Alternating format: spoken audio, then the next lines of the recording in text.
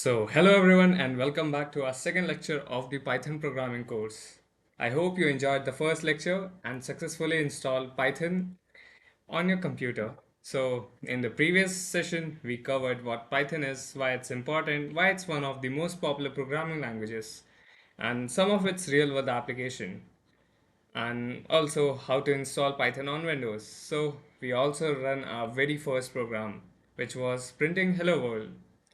If you haven't watched the first lecture yet, I highly recommend watching it before, because as today's topic are built on the concept we learned earlier. In this lecture, we are going to take our next step in Python programming. We will understand the two ways of running Python program. The very first is interactive mode and the other is script mode. We will learn when to use each mode and why both are important for every Python programmer. By the end of this lecture, you will know how to write, execute, and save Python program with confidence. So without wasting any more time, let's begin our second lecture and continue our Python programming journey. So let me change the slides. So I hope your installation was complete, and those who were unable to install it, you can refer to these guides. This one is for Linux and this one is for Mac OS people. The installation is quite similar, I believe.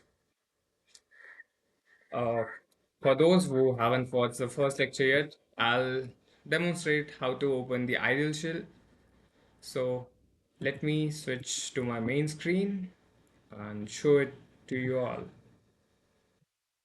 So as you can see right now, I'm on my screen. So you need to type, ideally after installation you will be able to see an application like this. You need to click open, and boom, your idle shell will be open in front of you. And just in case if you don't want to do it like this, the shell which has opened right now is ideal shell. It is in REPL modes, which is read, evaluate, and then print loop. So this is REPL mode. You can use it either on ideal shell. It's the default ID which is being provided with the installer package. And if you don't want to use this one, which is the interactive mode, if you don't want to use it, you can open whatever file you want to. Let's say I created a new file, a new page using Control plus N key. So when I do this, you can see it's untitled and it's not saved. If I try to run it, it will ask me to, I won't be able to run it because there is no text here. So I'll just print. So what will happen if I'll try to run it? It will be, it will ask me to save it before. So I'll save it somewhere. I'll save it on the desktop, and I'll just save it here in my Python programming. So here you can see, okay, here I'll save it here. So I'll save it as demo. And as you can see here, it is showing Python files. If I'll make it all files, then I need to type the extension .py. So it will occur a file like this. So I'll save it for now. Here you can see. So the idle shell has restarted itself. You can close it using this function, which is exit. So it will kill the terminal. Right now, what will happen if I'll run this program? Just an empty line, a new line will be printed. That's it. So now we have created a file. Now, if I want to access this file, how to do so? You need to redirect yourself, go to that same folder. Then here you can see that here I have two files, the one demo.py which I just created and the another solution.py which I use to demonstrate whatever I try to demonstrate in front of you. So to open this in ideally, you need to go to show more options, right click and go to show more options. Then there will be an option with like edit with ideally. So you need to open it and boom, it's open. You can use it. That's it. It's quite easy to use and it's very interesting. Now this is one way. Now what if you want to use a code editor like VS Code? You can do that too. So let me open my VS Code. Sorry for the background noise because I can't help you out with this. So now, right now, here you can see that already my REPL mode and some configurations are there. So if you want that, you do Control Shift B and your code get executed and you can see it in your like an output file. So if you want to do it, you need to create a folder with name .vs code, then you need to create a file tasks.json, then you need to copy paste this like you need to copy this code and then paste it in your in this file task.json. So whenever you'll be in the parent directory of .vs code, which is Python tutoring right now, so whenever you'll be in similar structure, you any file which you will be using, like here I write print my name is Rishabh, my name is Rishabh. So what I will be doing, I will use Control Shift and B. So this will execute this program and the output.txt will get updated. Similarly, you have to do the same. You need to create same structure .vs code, then task.json, and you need to paste this thing. If it doesn't work on your system, don't worry about it. You can use any AI bot, and you can take their help to create similar working program. So right now, here you can see.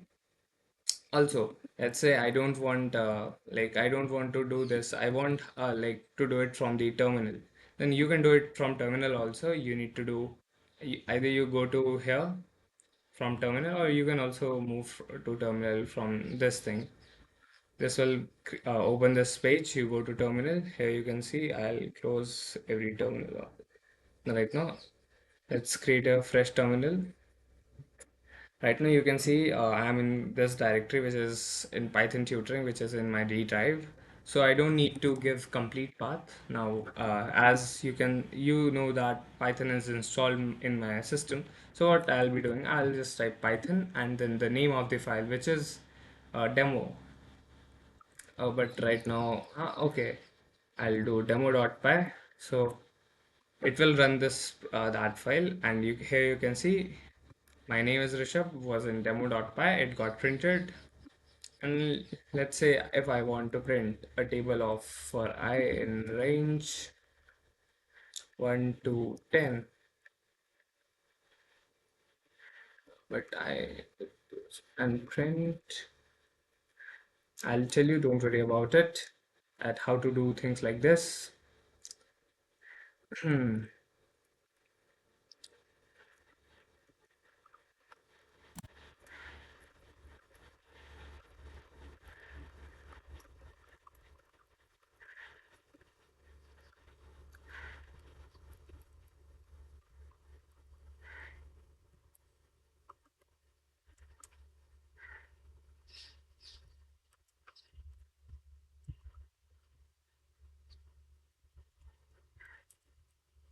So if I run this thing, I have saved this code in demo.py. So if I rerun this thing, here you can see I have written few things, which is like print my name is Rishabh, then n is equal to int input, then something in it, which is enter number.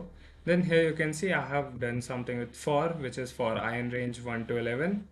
Then printf, that here I'll tell you what is what. So don't worry about it. Don't get confused that okay, in the very first lecture he just wrote print and then these columns and not these columns but this quotation marks and then some text within it, but now he's using int for in range, has taught us nothing. So don't worry about it, and there was also no f in front of those. So now if I write 7 here, you can here what you will be seeing is the table of 7 will get printed up to 10. By seeing the screen you can see a behavior right now and you can understand what is happening. So I'll zoom it in and I'll try to explain it to you. So if I'll remove this f, what do you expect will happen? If I'll remove this f, it won't print this thing, but it will print n, these curly braces, and as it is, the whole statement as it is 10 times. It won't be printing this thing. Why it will happen? Because whenever we write f with the string, the all the curly braces act as a placeholder. Then those placeholder carries any value, so it refers to this. And what is happening here? So here I have created a variable n, which is assigning a value which is being taken from input, and here we are typecasting it into a data type which is integer data type, and to showcase something, a message to the user, like okay, you need to enter something, you need to show a message to the user. So for that purpose I have written enter number, so that user knows okay, he needs to do something right now. And this is the for loop which I have applied using range function. So range is a function which is being used with for. It creates an iterable from 1 to, as you can see, I have used 1 comma 11, and here the value of I is being taken from the range. So what is happening here? The initial value is considered and the last value is taken, that it will iterate uh, up to it won't iterate up to 11, but it will iterate up to n minus 1, whatever the value of n will be here. So not n, actually any x value, let's say for understanding purpose, any x value whatever will be here given to it, it will iterate a value less than that. So here in printing, what we are doing is we are printing n. We can also do this like this also, like instead of using a formatted string, what we can do is we can just okay,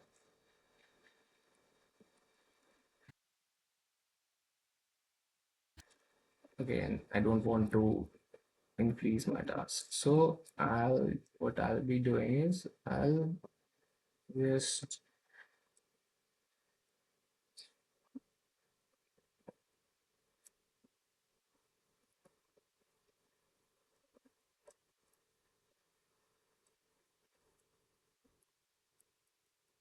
as I taught you earlier, that whenever we pass values with a comma separated, so the thing which happens is it gives a white space in between. If I'll run this, instead of using an asterisk symbol, I'll use an X so that it looks much more beautiful and better.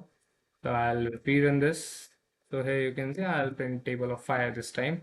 So 5, 10, 15, and here you can see the same output is being given to us.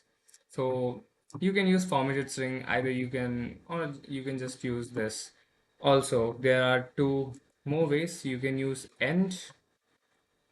You can pass value to end, like however you want the, like here, the by default the value for end is new line character, and for separate it's, for separation it's this thing, a white space. So if you want to give values to it, what will happen? Uh, So by default, this is the behavior expected from a print function. So if you are not giving anything explicitly, it will behave like this.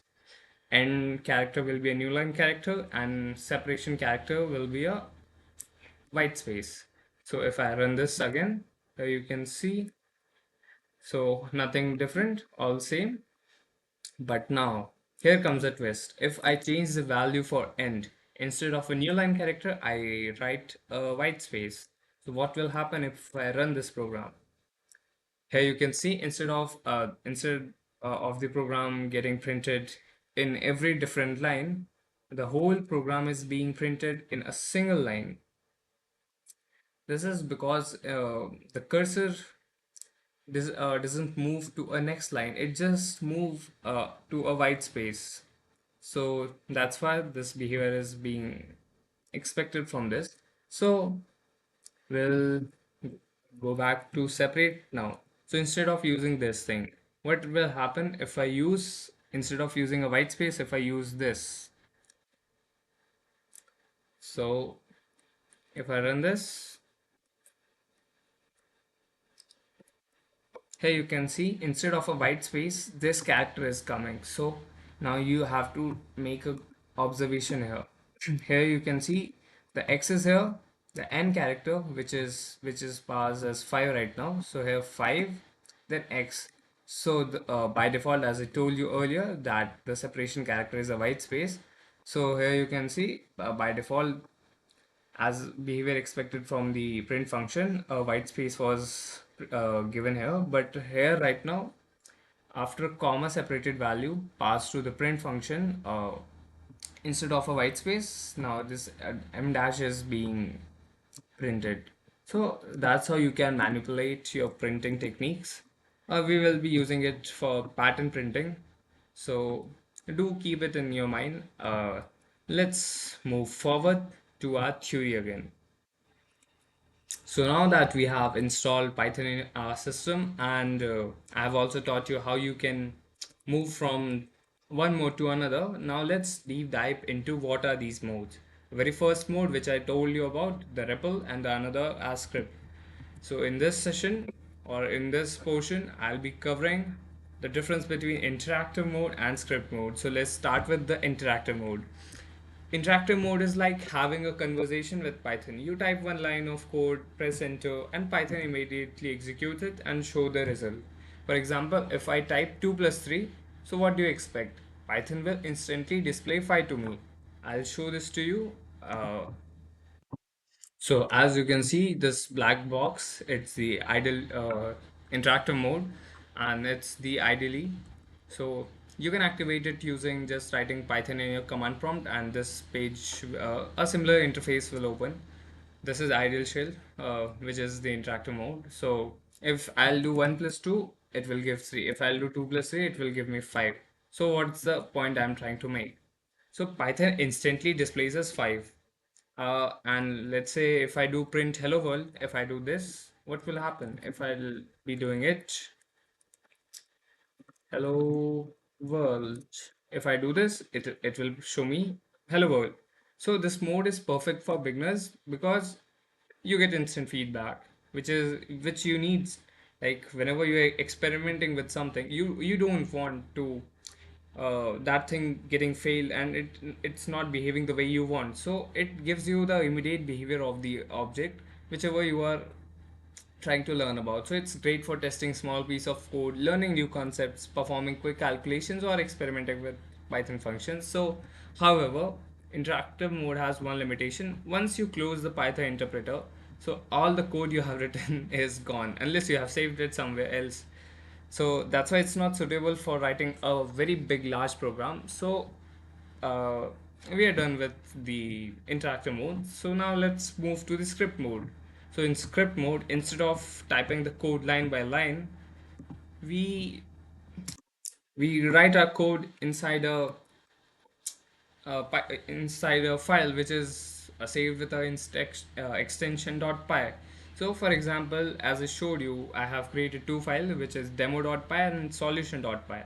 So both of these are Python based files. So whenever I click on it and try to run it, the script will run and the system will execute it. So when we save the file and run it, so Python executes the entire program from top to bottom.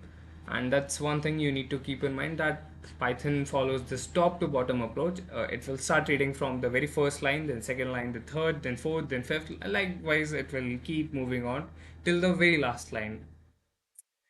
So when we save the file and run it, Python executes the entire program. Okay, so the biggest advantage of script mode is that our code is permanently safe, so we can edit it later. And also, if you want to share it with someone, so you can share it too, and you can run it multiple times. So, and if you want to build a program containing hundreds of or even thousands of line of code, this is a very professional mode which is being used by most of the developers. So to summarize, I will say interactive mode is best for learning, testing, and experimenting, whereas the script mode is best for creating real application and long programs. As beginners, we will use both modes. So we'll use interactive mode whenever we want to and quickly test an idea. And we'll use script mode to write complex Python programs that we can save and reuse. So that's it for this slide. Let's move on. So now it's time to learn about one of the most frequently used function in Python, the print function. So if you ever written your first Python program, if you have followed my lecture properly, so chances are you have already used this function. So you must have written the print hello world, but have you ever wondered what the print function actually does? So the print function is used to display the output on the screen, which we know. So whatever you pass inside the parentheses is printed to the console or the terminal. Think of like think of it as it's a Python's way of talking to the user. For example, if I write print welcome to Python, as you know, it will display welcome to Python. So here Python displays the text exactly as we wrote it. We can use it for printing numbers, printing float values. Float is nothing, but if you have followed maths, you know that there are values with decimal. So for those things we consider them as floats. Python. So in other programming languages, there is a concept of int, big int, or long long int. So we don't have to worry about it in Python. Python do consider it on its own. So there's only one data type for integer. It's very simple, int, int, and for floating values, it's float. Floating values are nothing but the numbers with decimal. We also have imaginary numbers. Instead of using an I, Python uses a j in it. So a real number plus imaginary number with a j. Moving forward, if we will also try to create an imaginary number without using the img function. There is a function in Python which is being used to create an imaginary number. So we pass two values. One is the value for the real number for the real part, and the another with the comma separated for the imaginary part. So if I try to show it to you, we need to go to. I'll just wait. I need to display my ideal screen. You can see it. So here we go. So if you want to create a number, which is a complex number, imaginary number, I'll pass two values, 1 comma 2. Here you can see nothing is visible. So what will happen if I try to print n? Here you can see the value is within the not in curly braces, but in parentheses with 1 plus 2j. If you have studied your 11th and 12th, you must know there is a concept of imaginary numbers whenever we deal with mm, numbers. So beyond real numbers, there is a concept of imaginary numbers. So for that, we use this. So here's this. You can use it, and yeah. So that's it. Now, if let's say we want to, I want to print a real part of this. So if you want to do it, you can use this, and it will give you a floating value. So here you can see 1.0. The real part came, which is one. If I'll do n dot that image, which is imag.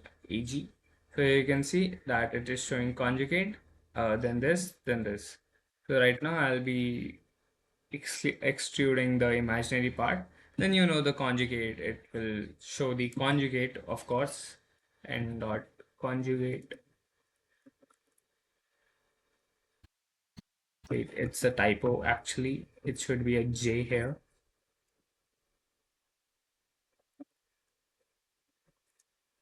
So okay, yes. So a conjugate will be a imaginary data type. So we need to either typecast it, as we know that Python is a object oriented programming language. So it returns things in objects. So here you can see what it has returned is something as a complex object. So to understand it, we need to use the conjugate function.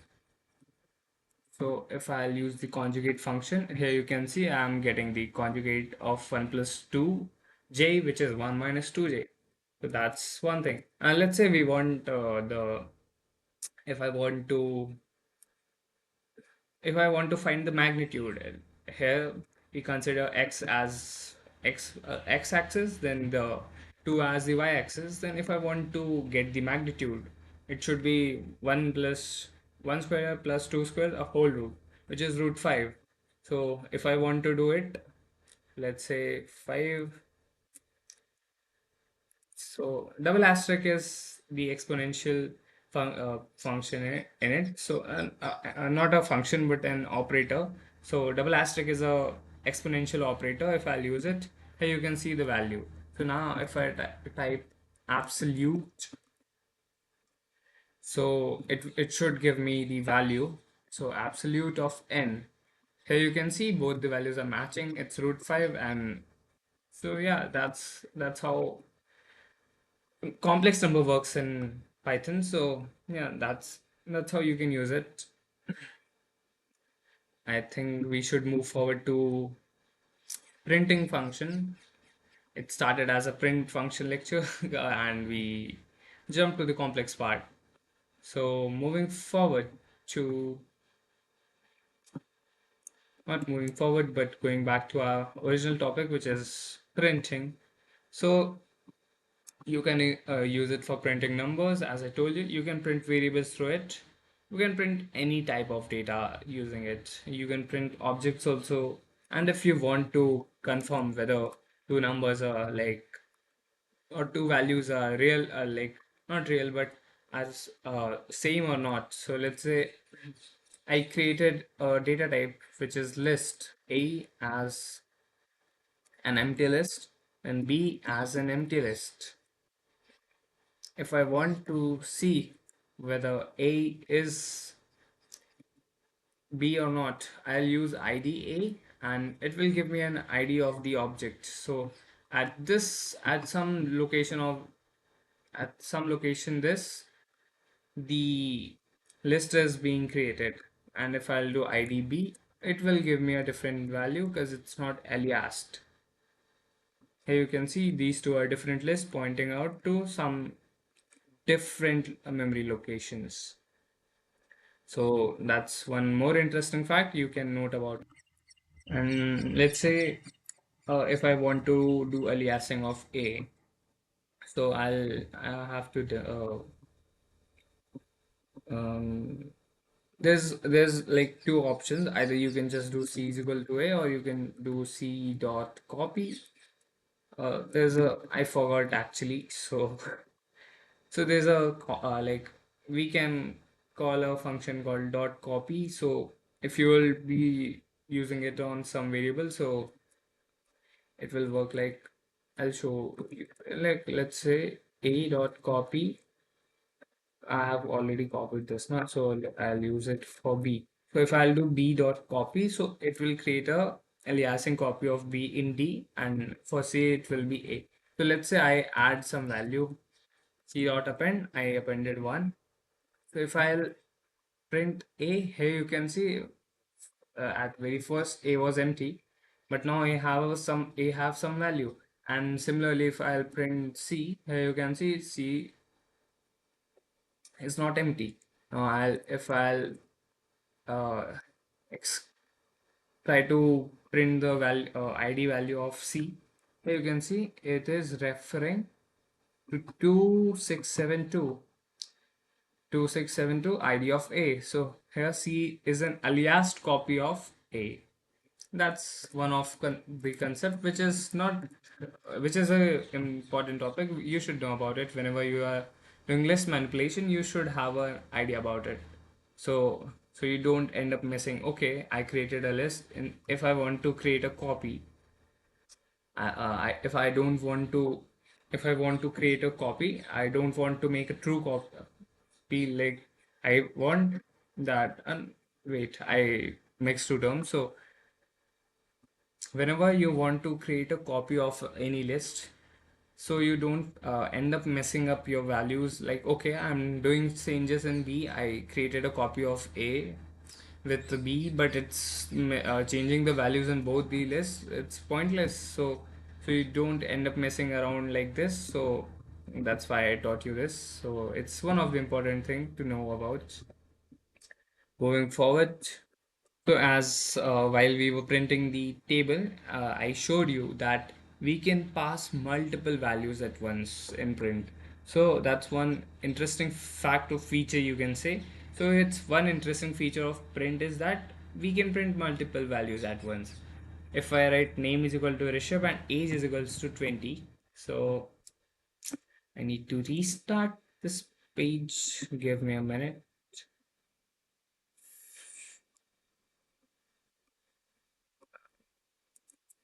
Right now, what you're seeing, you're not seeing anything because I closed the ideal shell.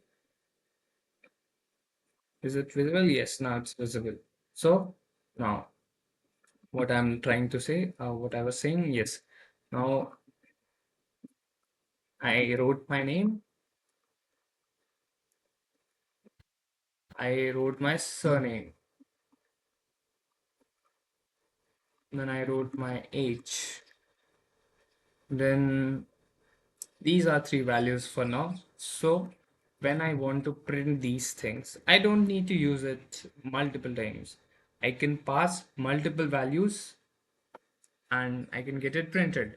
So if I want, if I'll use print name, comma surname, comma age, you already know as by default the value for separate is for sep is a white space. So Rishabh white space Kumar white space 20 will occur on the screens as expected. So this was an expected behavior. So if I want to print all these within new line, I can use the separate function, the separate value. I can change that value, and what I can do is for separate, I can do a new line character C. So if I'll use this, then the name will get printed as like this. So I hope you now understand that we can pass multiple values, and by manipulating the sep parameter and the end parameter, you can change the behavior of print function. So the sep parameter will change the value for the string wherever there is a comma separated values.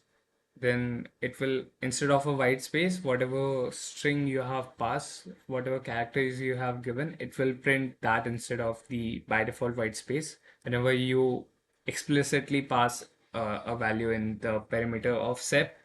And about the end parameter, whenever you give a value for end, by default the last character of the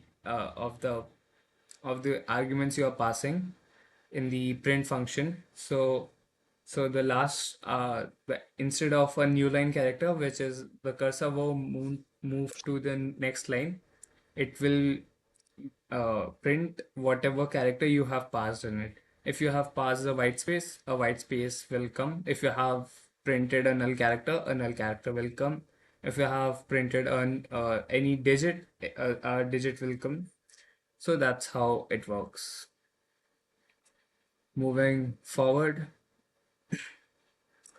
okay, let's summarize the end character once again so that you won't get confused. I have given a lot of more time on the set parameter. So the end parameter, what it does is instead of moving on the next line, Python ends the first statement with a space. You can even do this like, let's say if you want to print loading, then comma end is equals to dot dot. If you will do this, it will print loading dot dot.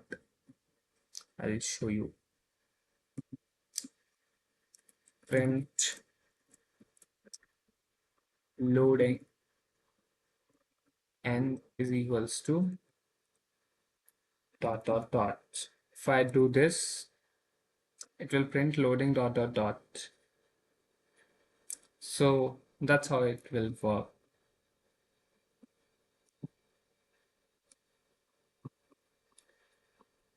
Huh. Moving forward, also you can like print mathematical expressions. So the print function can also display the result of calculation. You can write 10 plus 20 within the parentheses and it will give you 30. If you will write 5 into it, it will give you 40. If you write 50 upon 5, it will give you 10. I'll demonstrate it also so that you have an idea. If I'll do 50 upon 5, it will give 10. The thing which you are experiencing here is implicit typecasting. Whenever you will do division, the smaller data type will get converted to a higher data type, a feasible, suitable higher data type.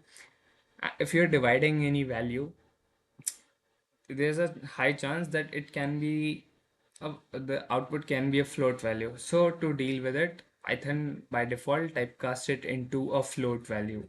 So that's why you are seeing this thing. If I do print, then I do int. Int is a function which is int is a function to typecast all the typecastable values into int. So if I'll do this 50.5, here you can see 10 without a decimal. So that's one behavior. If I'll do print 1 plus 5, here, and I have done 1 plus 6, so here you can see on screen it is showing us 7. So the print function also do the computation. So what will happen if I do 7 plus 2 with the comma, then x, then comma, then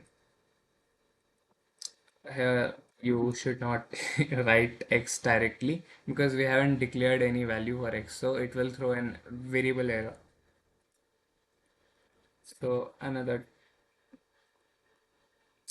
let's make this also okay, let's not make it tough for us. So here you can see print 7 plus 2 comma as it is. So print is behaving, it computed 7 plus 2, it gave us 9, then a white space came as expected, and then another white space, then an x, another white space.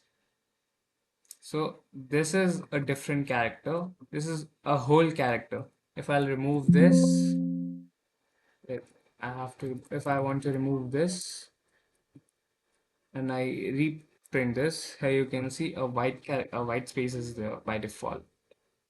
And if I do n, not n, we need to change separate parameter. Okay. So here 9x10, there is no white space. So what we learned by now, we can manipulate the end parameter, the sep parameter. Then Python in print we can pass multiple values with comma separations. Then we can print mathematical expressions directly, and like you can mix text and variables also. Let's say if I want to print welcome Rishabh, I can do that. I can type welcome and I can type name. Here, the name variable is storing my name, Rishabh. So if I'll do this, welcome a white space character and the name Rishabh will come. Welcome white space character Rishabh. Here you can see. And if I do print uh, print welcome plus a white space plus, sorry, my bad. If I do this, what do you think? So I need to explain one concept. So in Python, there's a data type called string. So all these text which are being stored within these quotes, quotation symbols, these are string. So string, you can, whenever you will be use this add symbol, addition symbol, or the addition operator to be really precise, it will concatenate those strings and it will give a single output. So if I'll run this, it will give welcome, then a white space, and then the variable which is storing the value Rishabh. So it won't throw an error, it will give welcome Rishabh like this. And if I want to, so you can achieve this result in multiple ways. You can also do print, then you can use a formatted string. You can write welcome, then a placeholder is required. You need to write the variable name, and boom, welcome Rishabh again. So these are three ways you can print your name and welcome yourself. So here, what is happening? You're passing multiple values with comma separation. Here, you are passing multiple values. No, you are just here. What is happening? This is a mathematical expression basically for Python. So it is doing concatenation for string. That's one way to understand. And here we are printing formatted string. So yeah, that's it. Now, as we have talked this much on string or the print function, basically, not on string. So there are multiple beginner level mistakes which people do make, and they don't know like why the compiler or the interpreter start throwing errors. To understand it, we need to know what are the some beginner uh, common mistakes which are being committed by the beginners. So the very first is you're trying to print a text without those quotes. So Python will produce an error because it thinks hello is a variable. So if you want to print hello, you need to make sure that the text hello is being written within those quotes. And one another mistake is that sometimes people do forget parentheses. So if you want to call the print function, you need to make sure that you are using the parentheses. There's one another way also that you can use the explicitly, you can use call to call the print object to operate on a whatever argument you are passing. So for that, you can use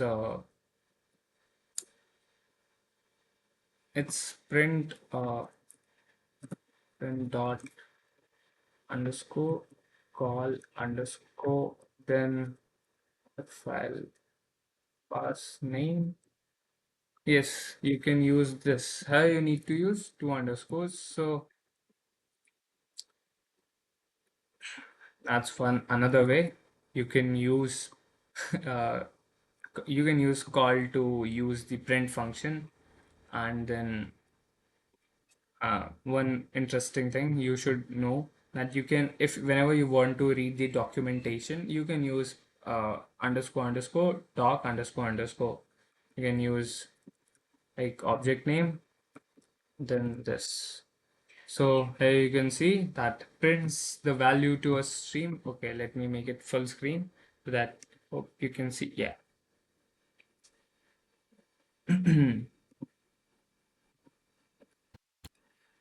So prints the value to a stream or to sys dot standard out by default. New line as separation, then new line string inserted between values, default a space, a new line end. So basically, it is what it has printed is given to us as a raw string. So I need to use print so that you can understand what is happening here.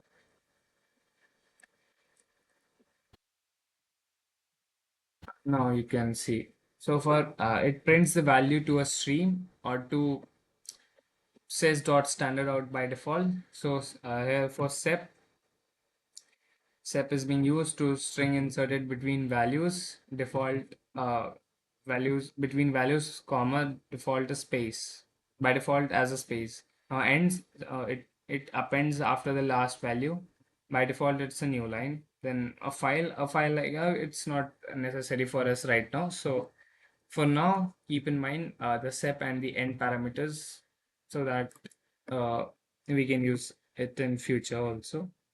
We'll be using it in future for the pattern printing questions. We will, after learning loops, we will practice some questions on pattern printing. And for those who like didn't understand what happened here, uh, so like why this thing occurred, like why this behavior occurred, this backslash and backslash and then this. So this occurred because here you can say it's a string.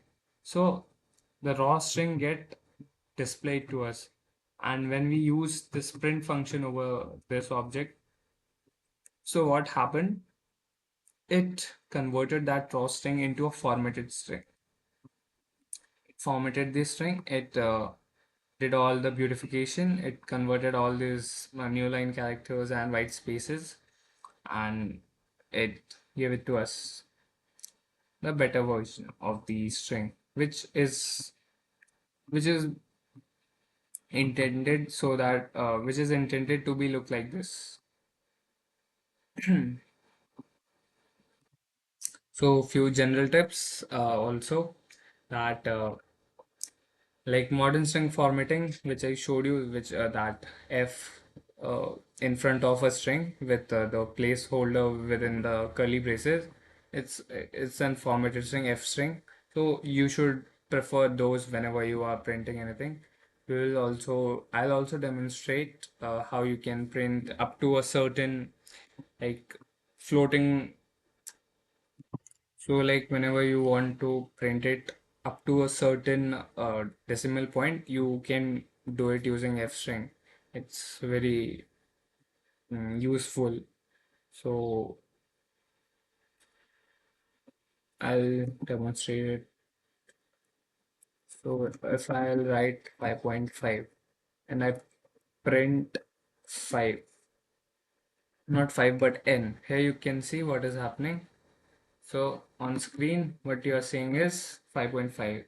But what if I want that 5.500 of not 5.50 but 5.50 not yes 5.50 should be shown. Let's say I want to print a bill, so I want certain precision. So to achieve it, you can use formatted string. It will work very beautifully here. So if I'll use this, not if, that we are certain about. So this is the format. You need to remember it, and up to whatever precision you want. So let's say for now I wanted up to 2 precision decimal points. So here you can see the output 5.50. Let's say if I make it 10, you will see 10 decimal, 10 digits after the decimal points. And if I'll make it 0, you will see it being getting round off. So like here you can see that it was 5.5. So any value like after decimal, which is like, let's say right now I want to like print it only till the 0 decimal place. So what is happening here, as the value is zero point 0.5, so if it is zero point 0.5 or any value greater than zero point 0.5, it will round it off till the next greater number.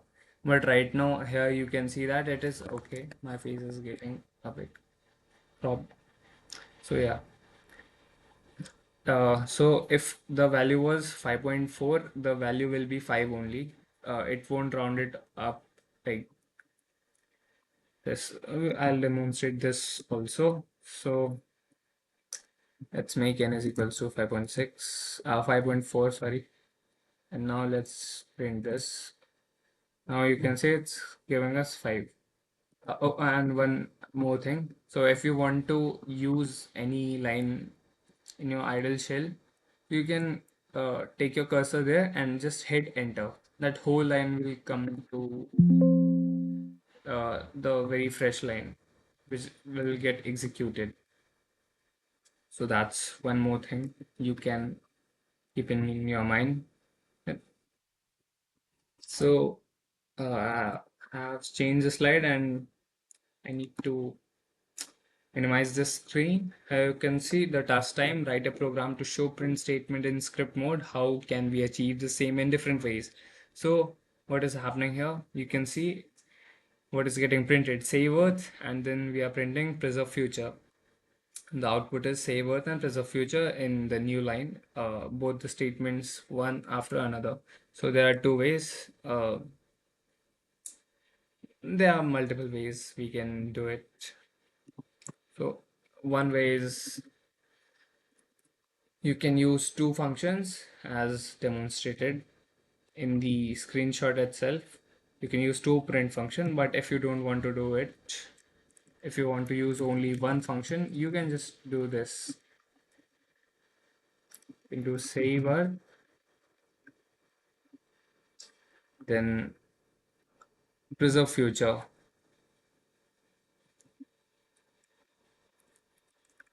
Preserve future. Now you need to change the end parameter or the sep parameter. Yes, you need to change the separation parameter. So we'll change the separation parameter to a new line character. And if I'll run this, it will print save earth preserve future in two different lines. That's one way. Now instead of okay, my bad. Now if I want to do it using concatenation of string, what I'll be doing, I'll add it, I'll add a new line character to these strings. So if I'll run this, same output, same behavior we expected. And one another way is print.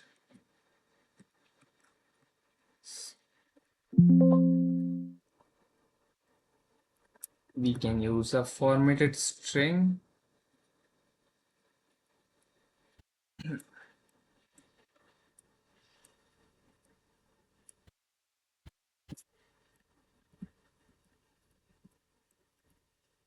But to be honest, there is no need of a formatted string here. If you will write new line character in this string, by default it will print a new line character in it. So, okay, my laptop needs to be plugged in, but I'll demonstrate it to you. So if I'll run this, same output as we want. So these are few ways in which you can print uh, these things. So yes, you can do it like this, and let's move forward. And you can do it using for loop also. Uh, I but here you have to include the concept of list here, or you can also do it using tuple. So list is an iterable set. I want to write saver the first string and the another string as preserve future.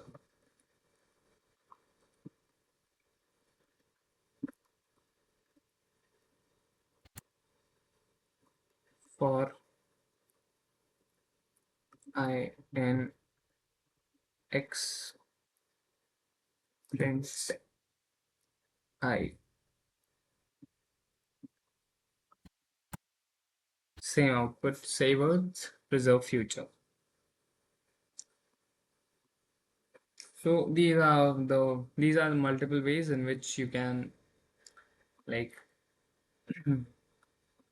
perform the task of printing things. So keep this in your mind and make sure you keep practicing it regularly so that you have a good hold how to use sep and how to use print function, how the multiple ways to manipulate strings. We haven't started with strings because we are still at the basic, at the foundation. So I'm trying to give you an overview of multiple things so that whenever we will be diving deep into the concepts of any particular topic, you do have a rough idea that okay, I do remember that we did it in that very first lecture. So now I can visualize it what was actually happening. So I just can't force feed you all the things, all the knowledge within a single lecture. It will need time. We will gradually move forward with the lectures, and I'll try to make you fall in love with Python as much as I can do. So now let's move forward to Python character sets.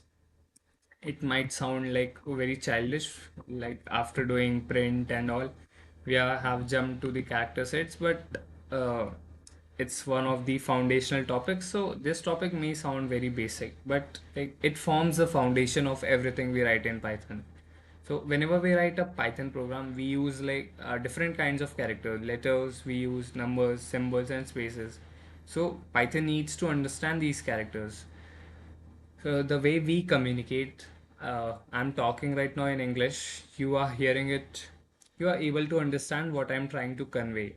Likewise, for the program, for the Python program, the interpreter should know that what characters you are typing and what it should do. So, simply, if I put a character set is the group of all the characters that Python recognizes, or if I say it correctly, Python character sets are those character sets or the group of all those characters which Python can recognize and which allow us to use while writing programs. So think of it like learning a new language. Before you can form words, like if you are learning a new language, let's say if we are trying to learn Hindi, we will learn the Varnamala, then we will jump to the grammar. Likewise, we will learn the character set, the alphabets of the language. Then we will move to the grammar, which is the syntax of all those for loops, while loops, if else condition, file handling, then exception handling, all those syntax we will try to remember, the grammar of the language. Then we will try to make sentence, meaningful sentence. So if I'll put together like an if else condition block, and then in if I throw some values in front of user, I take some values from the user, take some input from the user, and I do some computation and give some valuable insight with the help of it. So that will make a good use of learning Python. So for that reason, we need to learn what are the character sets which Python can understand. So here you can see there are five character sets, not the letters, digits, special symbol, white spaces, and other characters. And other characters here you can see ASCII and Unicode. So by definition, it has written character sets is a set of valid character that a language can recognize. A character represents any letter, any digit, or any another symbol. Python supports Unicode encoding standards. So Python has the following character sets, which is letter A to Z, all caps, A to Z in lowercase, then digits it supports 0 to 9 as I have shown you. Then special symbols you can also print plus minus, and we also use these as operators. I use exponential operator in front of you, then I also use the division operator. I haven't used the floor division operator. We have also used the assignment operator, which is this equal symbol. Okay, my bad, I moved the screen instead of the. So this is an assignment operator, this is an addition operator, this is subtraction operator, this is multiplication operator, this is division operator. Likewise, there are multiple operators, and uh,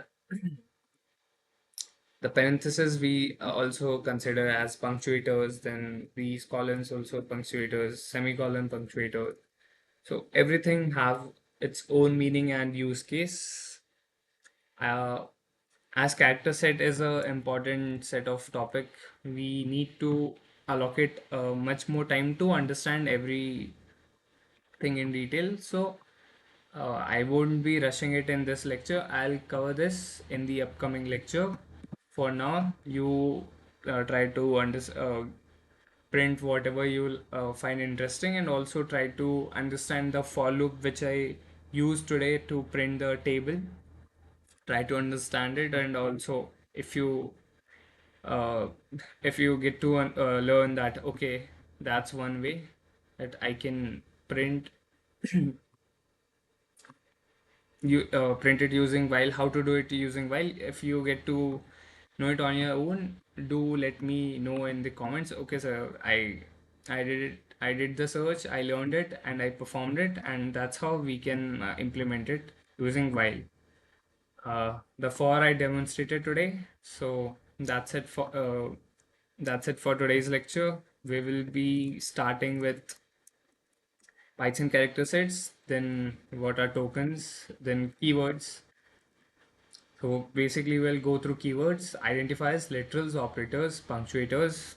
So all these will be covered in the upcoming lectures. For today, that's it. Thank you.